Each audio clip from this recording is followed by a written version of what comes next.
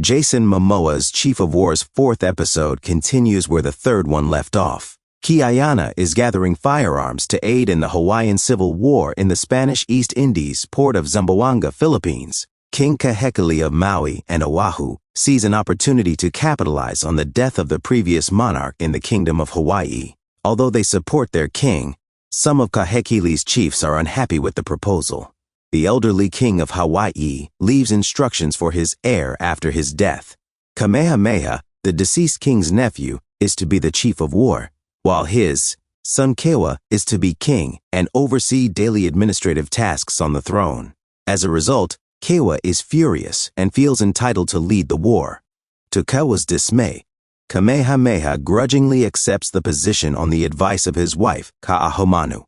The growing romance between Kaʻiana's brother Namek and his wife Kupuohi is another emerging plot point. For Kaʻiana and don't think he will ever come back. As time goes on, their love for one another grows too strong to ignore.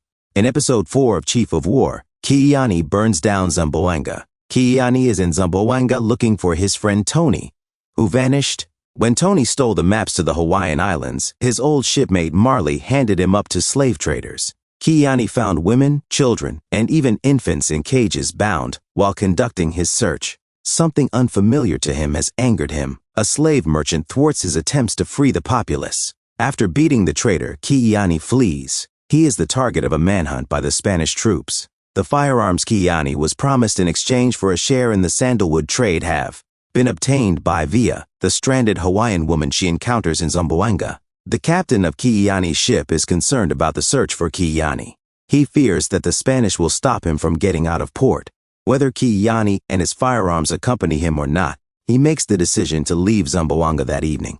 Kaʻiana refuses to leave his friend behind even after Via begs him to stop looking for Tony and board the ship. Kaʻiana is informed by Via that traders kept slaves locked up in a storehouse until they were ready to be. After locating the warehouse and removing some of the guards, Kaʻiana begins to open the cages and release the prisoners. A lantern is knocked down in the chaos, and a fire breaks out. As the dilapidated wooden building catches fire, Kaʻiana eventually finds Tony and drags him out. They arrive at the ship just as the captain is about to leave, and as they pull away from the docks, they observe the night sky illuminated by the distant fire. As the show progresses, it gains up speed from its lethargic beginning. The relationship between Kupuohi and Namek feels superfluous and slows down the story a little.